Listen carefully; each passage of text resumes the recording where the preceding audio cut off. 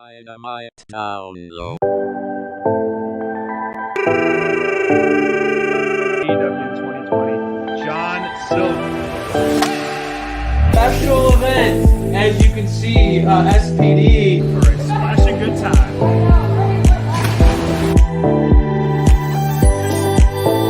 January recruitment month. I come along, I come along in the ring. I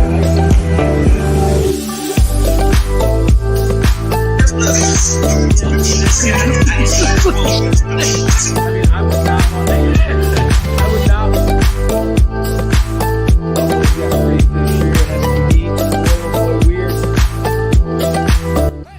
Welcome to Dynamite Download.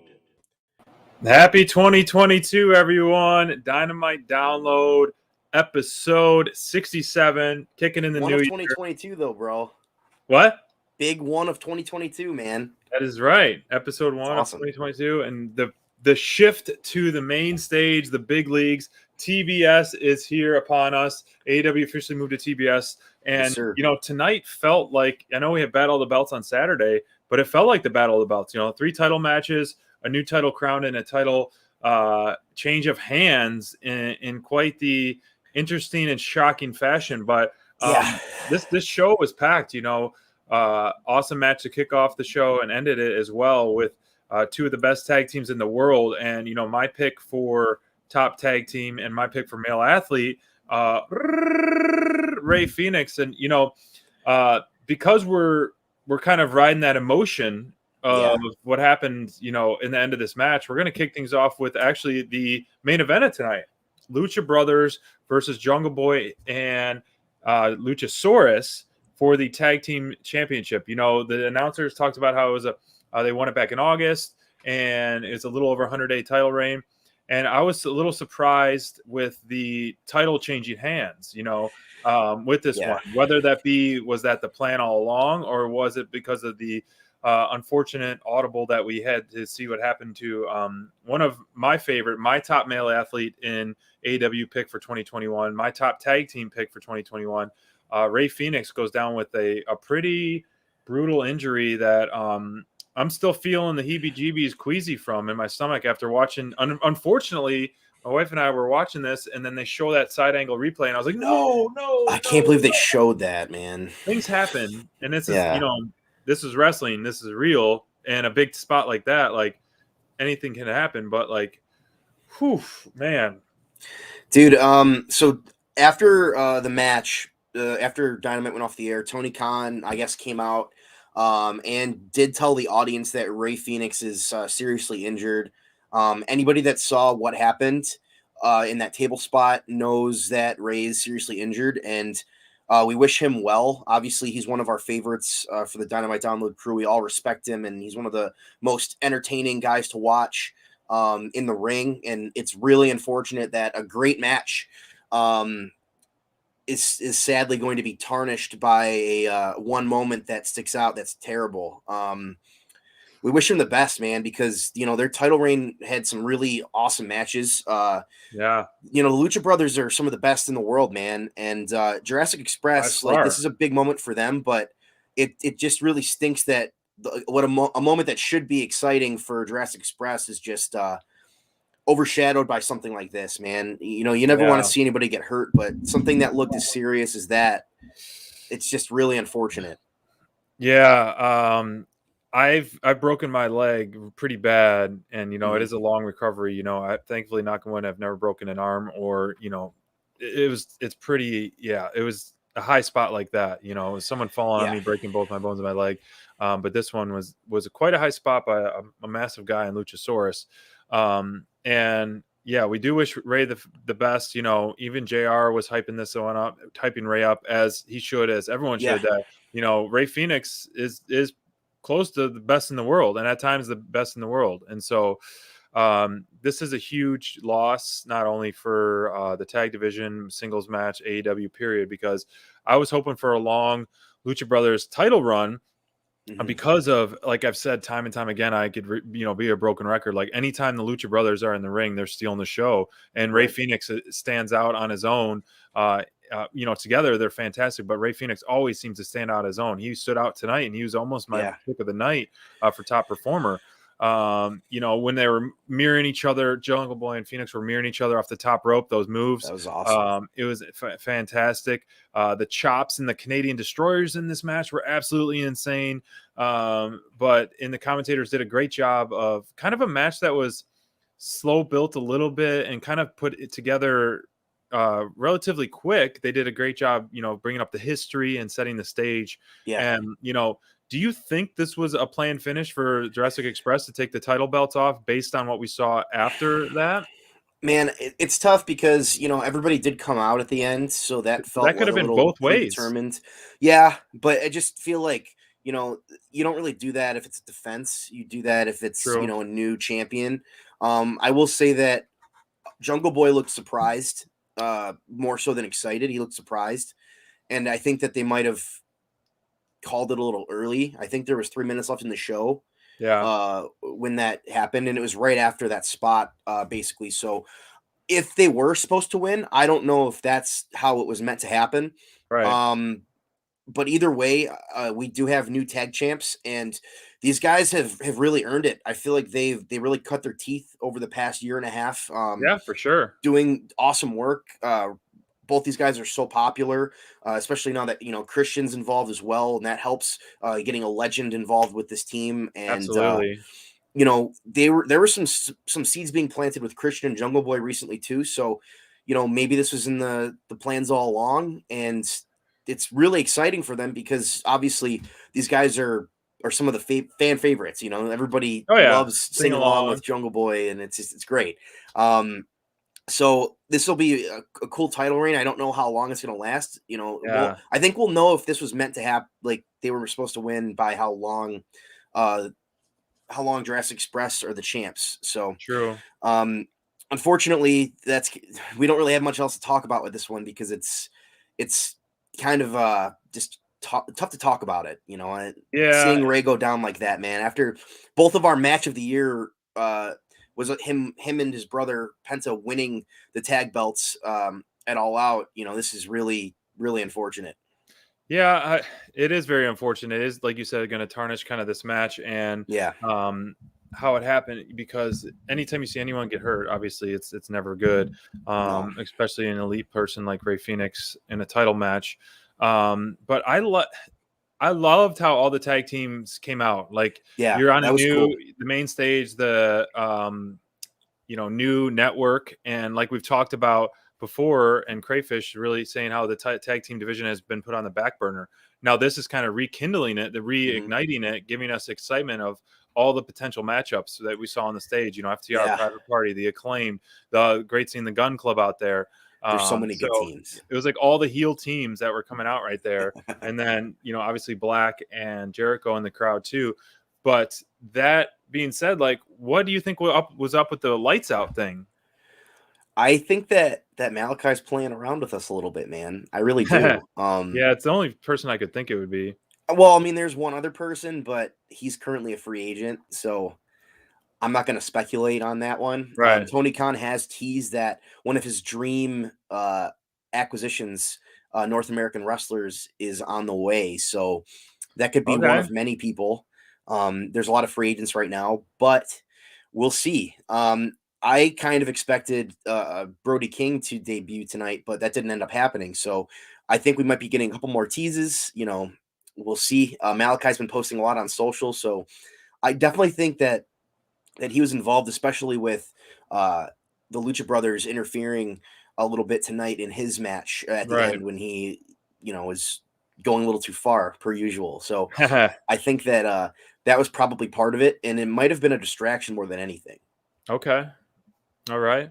So we'll move on to the next segment. One of our biggest fans, as we always like to say, our top mic worker of the year, my top heel of the year, MJF, was in action, but really wasn't in action, but he was in action in a verbal spat with CM Punk. But I really like the way this, I know this whole rating system is, some people love it, some people hate it, but it kind of keeps it interesting. You're always getting the new stats, the new numbers each week and out, and it adds another layer to wrestling and storylines.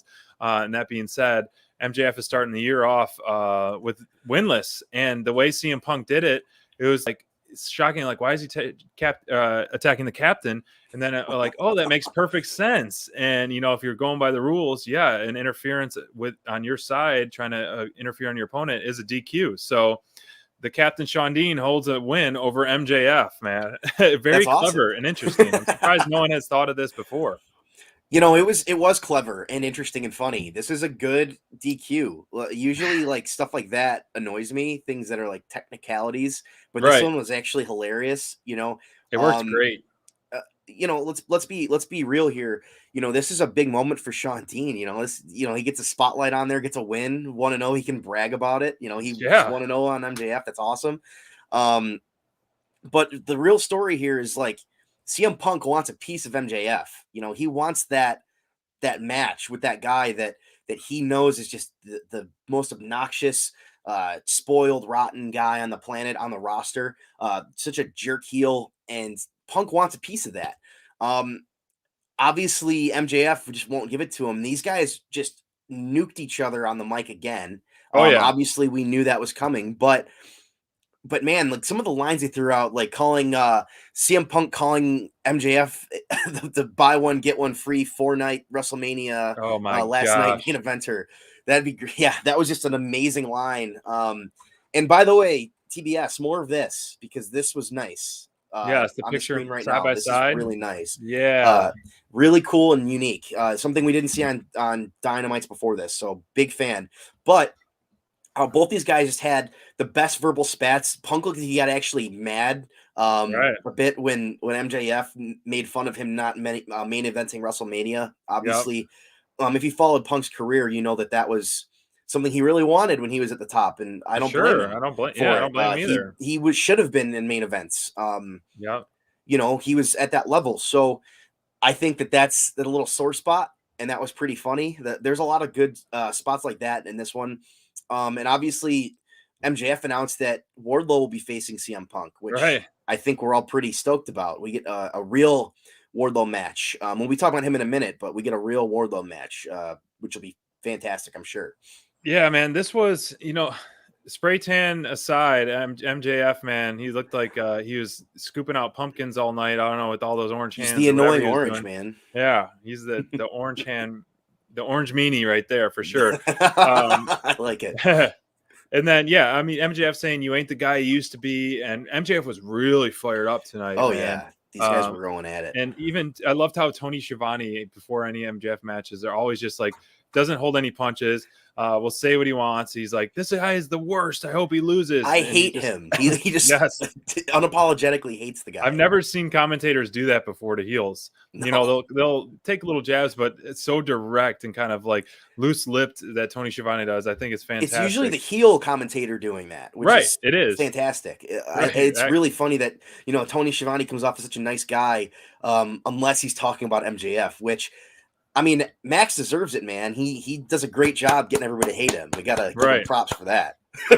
Man, I hate him. Yeah, right. And we love everybody. Right. We do. But I feel it, brother. So, this was a really fun segment.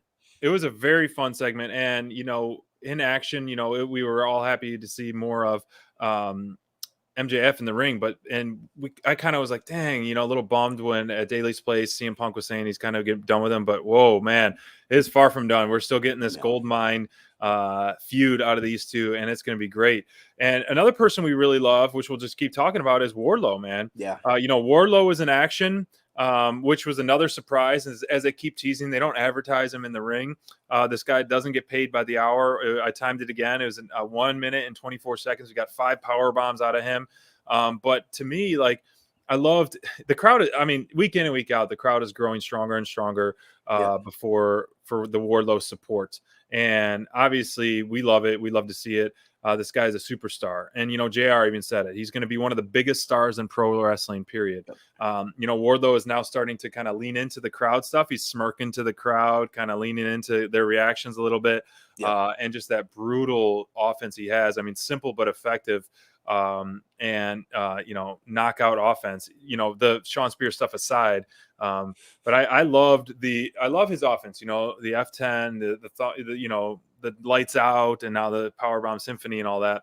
But that being said, match aside, knowing that Wardlow and CM Punk are going to go toe to toe, do you think that is actually going to be a match, or what do you think is going to happen? Because first of all, I don't see either guy losing. Wardlow's got such momentum. Why slow it down with CM Punk unless some schmuck like Spears costs him it? And then Wardlow goes after Spears, and then it starts the turmoil of turning on Spears. MJF gets mad, then he turns on MJF. I think that way you could book that. Yeah, I feel that, man. I actually really like that idea. Like, I think that Wardlow in that match should dominate parts of it. And if Spears would interfere, it would be to the detriment of Wardlow. Maybe he's trying to hit Punk and hits Wardlow with a chair and then cost Wardlow the match when he's like clearly, the big guy is going to win.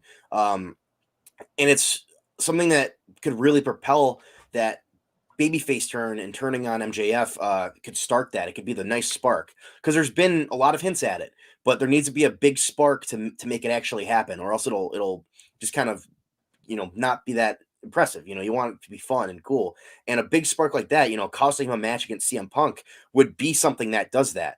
For sure. It's exciting because I feel like it's on the sense. way, and we're ready for it, man. Because Wardlow the crowd wants to cheer that guy. The crowd wants to be in on it because he's such a beast in the ring, and he does so much more than what he's showing right now as well.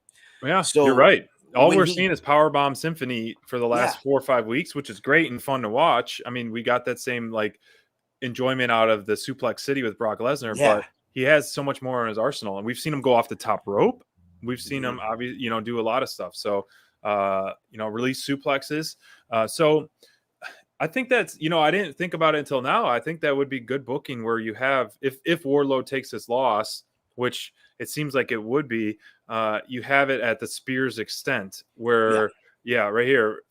And this is a good booking right here by Pen. Send Spears out to hit Wardlow with a chair, hand Punk a DQ loss instead of an. Okay.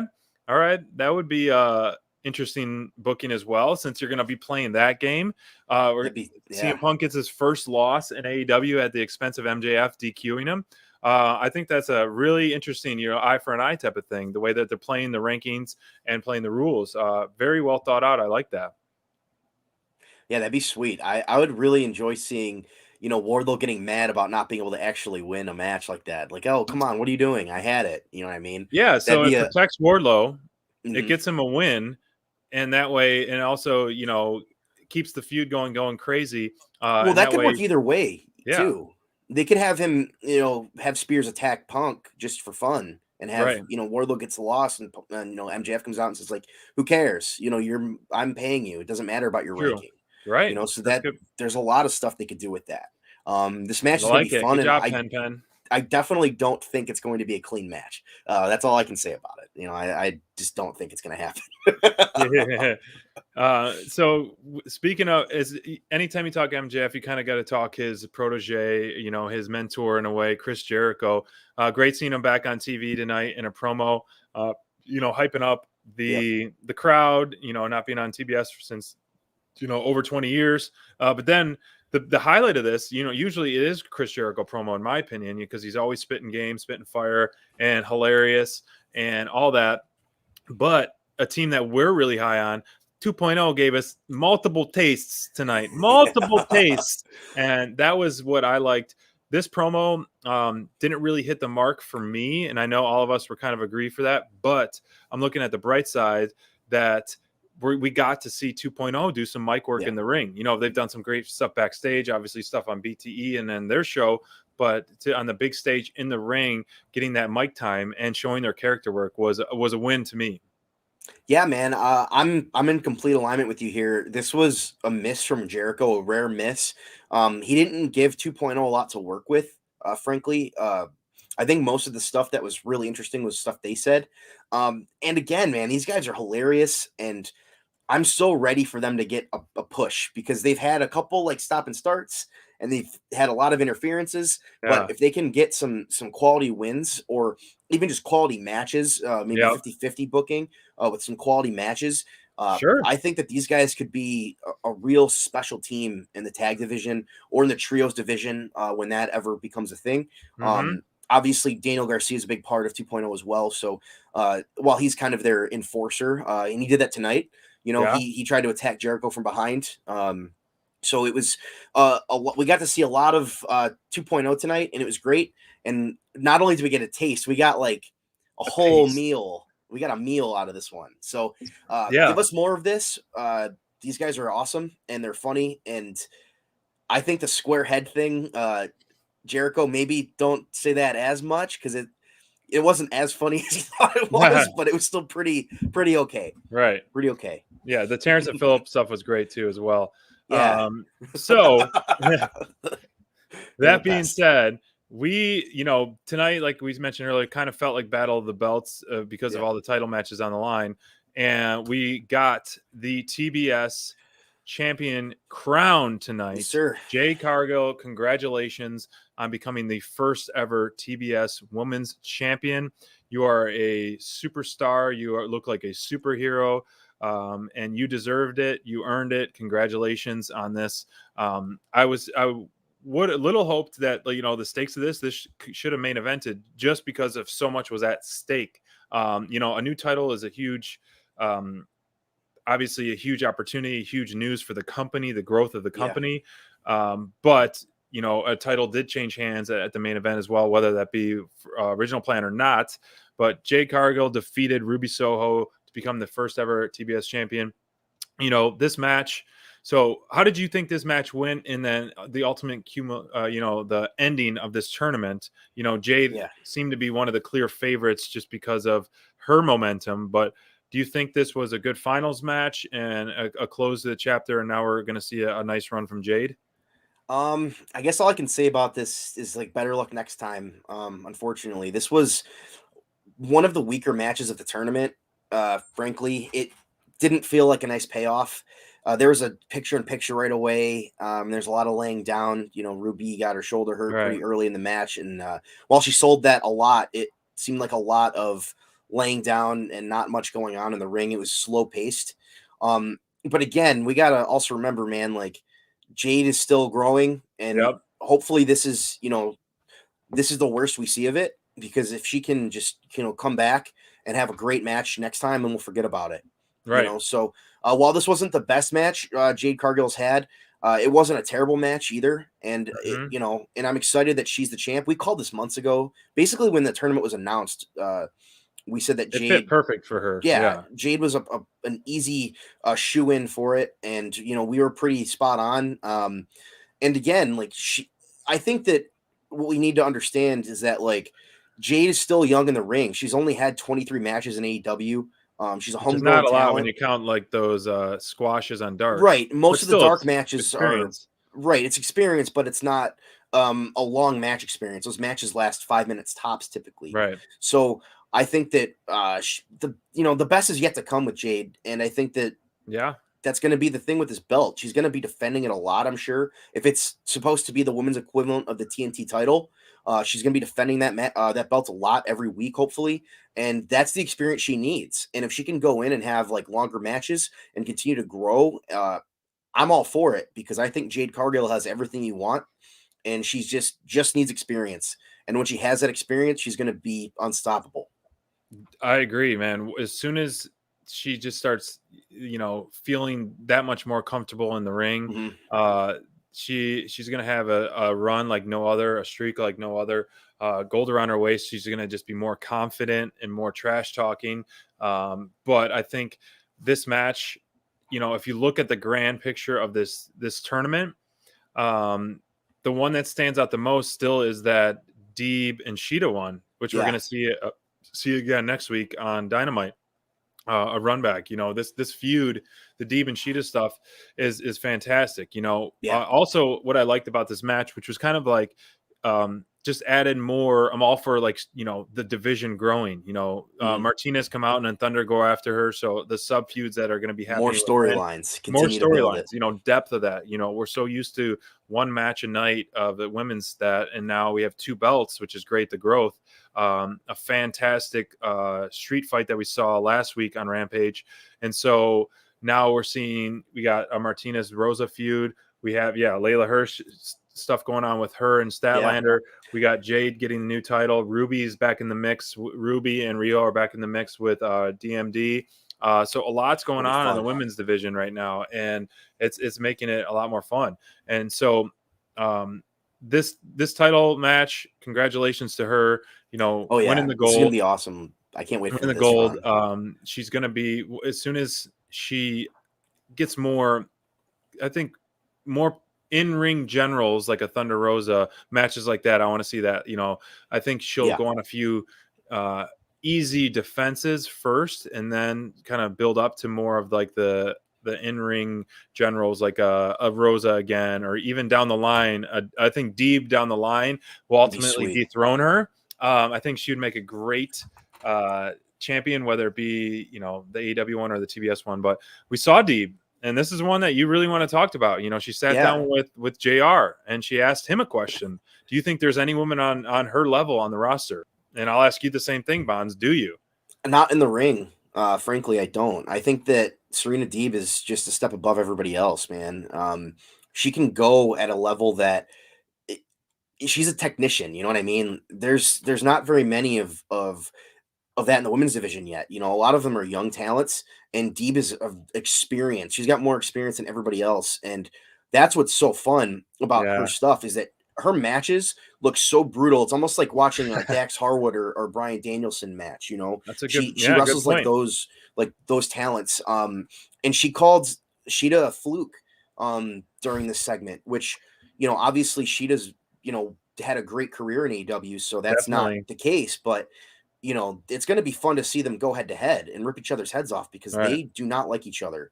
And I'm really excited about this. Is the best feud in the women's division right now that's currently going on. And I'm just stoked to see that rematch. I want to see both of them in a meaningful match as well. So like you said, the TNT or the TBS title is in the future for maybe both of them. And I think that could happen sooner or later after this feud, but I just can't wait for this rematch, man. What do you think about this rematch coming up? Because I think it's going to be a lot of fun and a great technical battle. There's the talent roster is so deep. This is one of the few feuds that I would be happy to see 20 matches out of. Because it's so good. Like we saw Danielson and Hangman the main event tonight. Like, those guys were great. Like Kenny Omega and Danielson. Like, give me 10 matches of that. I'd be happy with that, and I'm sure most of the fan base would, who enjoy wrestling. And this is in one of those, we say it time and time again, this is one of the iron sharpen iron feud, because both these women can go in the ring, and these are both women that the styles I love so much, of the aggressive offense, the passion on their in the ring, the passion on their face, the emotion on their face, and what they do in the ring. No over the top acting. That's not to say anything about over the top women's acting, or it happens in both divisions. In general. So these ones are there to fight. And so I love their in-ring chemistry, their in-ring work that they do together. So I am all for a fourth match. Give us a fifth, give us a sixth, keep it going. Forever. What would be the end game in this? It's hard to say. It's been very interesting. It's been a lot of fun to see that. More of Deeb, see her, this sit-down interview is pretty good as well. So I'm all for it, man. I can't wait for it. Oh, me neither, man. Because they're, like you said, they're kind of two sides of the same coin right now. Sheeta and Deeb, they're kind of doing similar things on opposite sides of the morality, which is interesting and a lot of fun. And I can't wait either, man. But it's going to be awesome. And this segment was great. I like the JR backstage interviews a lot. Yeah, he does a great job with those. It makes it meaningful too, being him. The history behind it as well. Welcome back, JR. Malachi Black, Brian Pillman Jr. Coming out with his mullet tucked back, Pillman, and then we saw Julia Hart for the first time since the attack from Black, with a patch on her eye as well. Man, this one, my only gripe about this one is that we got picture-in-picture so quick. It kind of sucks some of the momentum out of the match for me. But the Malachi Black saga and storyline and the vignettes, all that is so interesting to me. It's such a slow build I have no idea what to expect. Obviously you read the rumors and things like that. But it's just like, what's going to happen? Is he just going to start running through people? Like, it's great to finally pair Black with a true baby face. You had the Cody feud, it made Black look like a baby face, but finally Black is kind of getting a little heat as well, which is good. But this match, I thought Pillman did a fantastic job. We didn't see Griff Garrison at all on the sides, in the corner as well. Pillman had a lot of, aggressive, nice offense. And then just ultimately, that knockout kick from Black is just too much for many people to handle as well. Dude, Black strikes and kicks are just so they look like they hurt so much. Yes. His MMA background plays such a part in his in-ring style, and I love it. It's so unique and fun to watch. And while it doesn't always connect or always look the most smooth, when it does, it just works. And I think that these guys had good chemistry tonight. I think this was a fun match. This was a sleeper match that ended up being really good. And obviously, Pillman's grown so much just recently since he started getting a little bit of a push here. Sure. And we all know what Black can do. He's a true veteran. So getting to see these guys together in the ring, it was a lot of fun. There was another tease tonight in this segment as well about maybe somebody joining, but obviously it was Malachi just teleporting again. He's great at those teleports, man. Yeah. I like that. That. Yeah, it's a little. Everybody gets all excited, and they're like, "Oh man, what's gonna happen?" And then he's just standing there, like, "Ha, got you guys again." Well, the Lucha Bros came out in defense to help out Pillman. Unfortunately, that could have been a good segue to kind of if they were planning on losing those belts to Jurassic Express, that could have been a good segue feud. But man, it's just, I hate to keep bringing that back up, but that was just a rough ending. That's all right. That's the last image we have of the show, so I understand. It was very unfortunate. Well, let's end on a high note by talking about the first match of the night, the rematch, Hangman Page and Bryan Danielson 2 for the World Championship. It's time. And this one, with the 60-minute time limit, if it did go to the time limit draw, which I was, all for, because they just wrestled an absolute banger match the first time. They had 3 judges. They had Jerry Lynn, Paul White, and Mark Henry sitting ringside. And I think that was a kind of a cool element added to it, but it wasn't used. And I hope maybe one day it will be used. It is a unique element. Good to see Paul White back on TV. This one, the crowd said it best. This is awesome. Fight forever chance. I mean, they gave it all. This was a bloody mess match. Hangman Adam Page was opened up within the first 10 minutes. And then you had blood all over Bryan Danielson from Hangman Adam Page. Then you had Danielson, just busted open like crazy. It was just a bloody, bloody mess, man. Danielson, I got to give props to Danielson's heel work, man. Every time we see him in the ring, he is just getting better and better with leaning into that heel, working the crowd, doing the jumping jacks ringside, showing the stamina, yelling at the crowd. And then if you paid close attention in the picture-in-picture, he was gouging out Hangman's eyes right in front of the judges. That was great. I wish that was on the big screen, not the picture-in-picture, because that was great character work out of it, man. This one, they're protecting Hangman's finishes as they should. We're seeing some other wrestlers get their finish tapped out, which we consistently do in some big matches, but the fact that they're protecting it, I love that. The crossroads, many people are kicking that out, so that's why he's having to do 3. Then the pedigree essentially. But man, what did you think about this match, dude? I gotta give props to Hangman Page, man. Like from his title win, since he beat Kenny Omega, he's put on some great matches. This is a big, this is a big feud for him, going against one of the best in the world, the Hall of Famer in Bryan Danielson. He goes out there and he has these matches, man. Like, he's going to be champion for a long time, because you can't beat this stuff. Like these are as good of wrestling matches as you're going to get. The 60-minute one was just perfect. And this one was as perfect of a follow-up as you can get. Yeah. These guys have great chemistry. These guys just absolutely destroyed each other. About a third of the way through the match, it felt like just a continuation of that other match, if that makes sense. These guys were just gushing blood all over the place. The ring had to probably be changed after that match. They probably had to take off the top and to clean the mat off or something, man. It They had it to was start gross with at a fresh times. match. It was Yeah. gross at times. I was like, Danielson's face was just both guys' faces were just Danielson's mask was a little bit worse at points, man. Like he got by the I don't know if it was his hair or what, but like his whole face was just like this bright whole side was red. covered in blood, and then this started going too. It was just terrible. Yeah. And Hangman got broken open early, man, busted open early, so he kind of was able to get the blood off his face halfway through the match. But I agree with Mindrunner on this. I think I like yeah, the number 2, even though it was half the time. I think it was so many more high spots at this one. Not that the first one did not have, because it definitely did. But this one, just to me, if it felt, it just felt, it definitely felt different. You know, Hangman was brutal with his offense. He did that dead eye on the floor, he's more confident. that backflip suplex off the top rope, while both guys were dripping blood. The constant headbutts, and then they had everything. They had the high spots, they had the physical, cheating, aggressive moves and inside outside the ring, and they had all the grappling and the submissions. And so this match had it all. I will say though, to give the last match credit, I do think that this match felt more important and more emotional because that match went the distance. It went 60 minutes and it was a draw. I think that part of why this match felt so epic and felt so aggressive on both ends was because they kind of both knew, man, we have to give it our all. They know each other so well after that 60-minute match they had that they're gonna go out there and give each other their best stuff. And Hangman, I was telling you guys during the match, I was like, he's trying to force the buckshot. You know, he was like trying to force it, trying to get it done.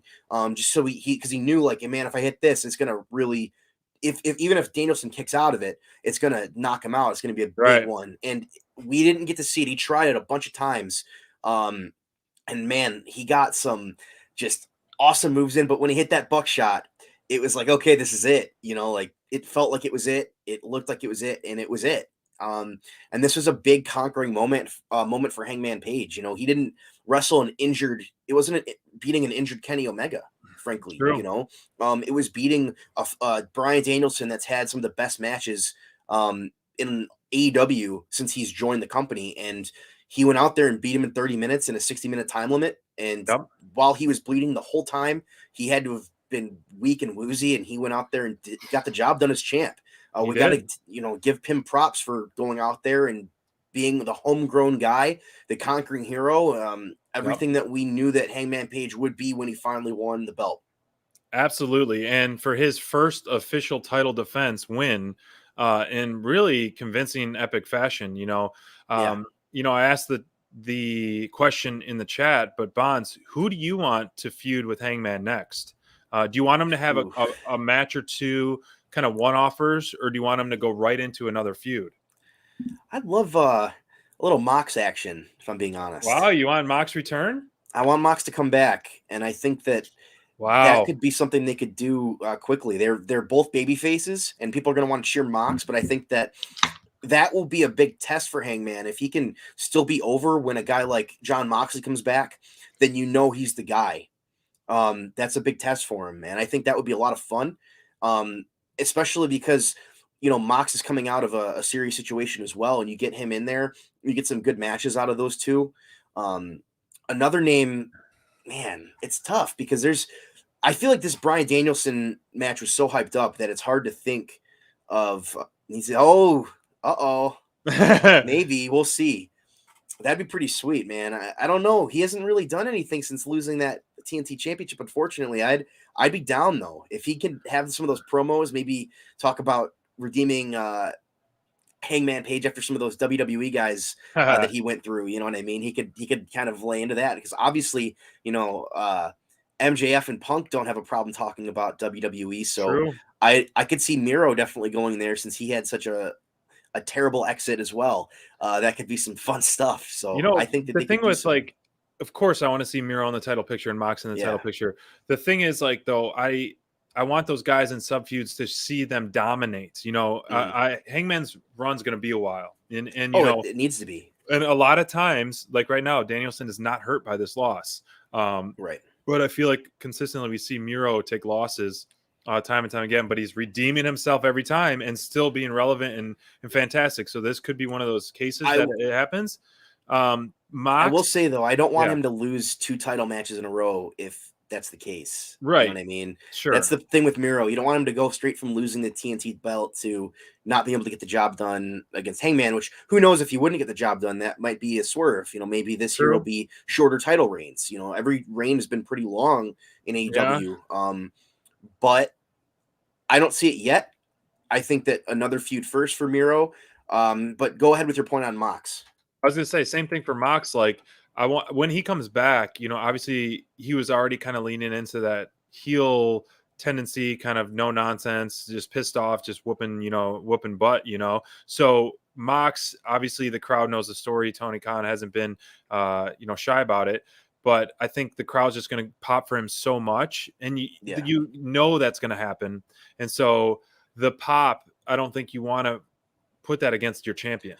Well, here's the thing though. You don't have to have him come back against Hangman Page. True. You know, you Okay. could maybe get that cheap comeback pop in a different moment. And because Hangman could have a couple weeks off. This is just a brutal match. He might not wrestle for a Right. little bit. I think that that's something that could happen where you have Mox come back and maybe set it up a little bit. Maybe you have him continue to act the way he was acting when he left. And you could have him kind of rebuild that character that he was trying to build. Right. And then you could have him come in and feud. I don't think you'd need to have it happen right away. But Sure. I will say that I think that they could have some awesome matches, and it would be a big test for Hangman Page to see if he can get that crowd reaction with a guy like Mox. Yeah, that would be a big test for sure. I could see someone like we saw, in the chat, Andre El Idolo, Adam Cole down the line would be fantastic. The Adams. But there's one guy who has the last victory over our champ, Hangman Adam Page, and that is the Machine, Brian Cage. Who better? So he did love beat that. Adam Page most recently. So, that is one notch that he has above the champion right now. So Bring Brian Cage back. Exactly. On Will we see TV. Brian Cage back to claim this championship? Will we see Brian Cage back to face Hangman Adam Page, because he already does have that one victory over him, and that match was fantastic. Those guys put on some outstanding matches, and that's right. Who better? And so I think it would be kind of, he's been off the screen for a little bit, and to kind of reemerge, but he was already kind of leaning into that baby face. Does he lean back into the heel tendency or what? And here's the thing, man. Here we talk about kayfabe in wrestling, right? Yeah. A lot. And what would be so cool, because people have talked about, oh man, Brian Cage hasn't gotten these opportunities, right? Right. He leans into that, comes back. I haven't gotten opportunities. I want to, I'm a former Impact World Champion. I should be world champion here. Why am I not even on TV? I'm not even featured. Talks about that. And in some ways, he could be kind of a babyface, presenting himself as a heel, in certain instances where he's got points and he's not wrong, but he could be doing it in a way where he's just angry and bitter about it. And that might be a lot of fun. Especially because Hangman had that kind of that storyline where he was trying to kind of bring himself out of the gutter at points last year. So having that kind of thing, but opposite, would be a lot of fun.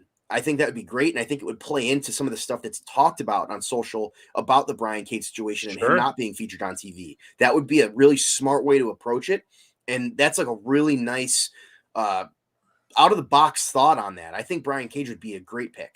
Yeah, and it could be, I don't mean this in a bad way, like a transitional feud and reintroducing reintroducing Cage back into the AEW television, which we haven't seen since that Philadelphia street fight months ago versus Starks. And so we can come back and do that as well. Brian Cage is way too talented to not be on TV.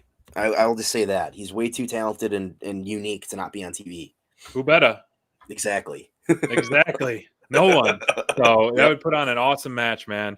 He does some fantastic stuff in the ring. Yep. But our top performer of the night we're going to talk about is Cowboy Shit. We had to give it to Hangman Adam Page. There was a couple runner-ups that were, the full package, fantastic match. Yeah. First true title defense against someone that is one of the best in the world, period, with Bryan Danielson with the stuff that he's working. He looks great. He's been doing some of the best character work he has in a long time, and in-ring career stuff. But Hangman Adam Page deserves the top Dynamite top performer. Jade is runner-up as well. Winning that title belt is a huge deal and a huge stepping stone for the women's division. And then also, Ray Phoenix and Jungle Boy. I was thinking a lot about both those guys. Both those guys have great chemistry together, and were really putting on an impressive match with the stuff they were doing. So, but had to go to Hangman Adam Page for SPD. And same for me, man. I had a lot of other secondary picks that I thought these guys, could be on another night. Yeah. They're the top performer, but part of it's the story, part of it's the redemption after not being able to put away Danielson last time. This story felt like it was completed tonight with Hangman and Bryan Danielson. It was an epic match. I know we throw that word around a lot sometimes, but this is what that was.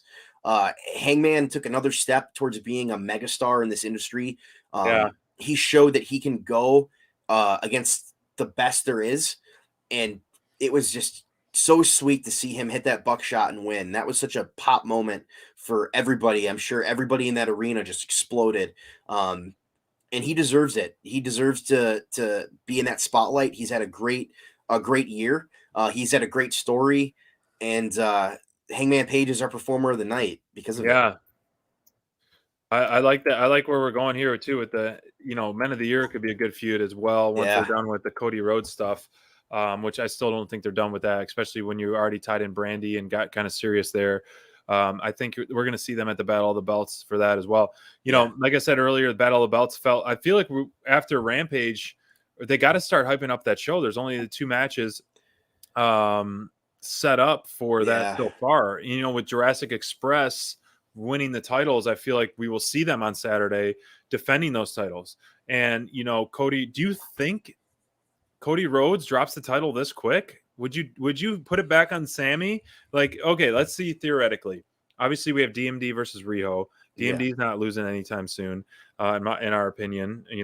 We're on the same fence as that. Cody Rhodes versus Sammy Guevara. They're running it back so soon as a rematch.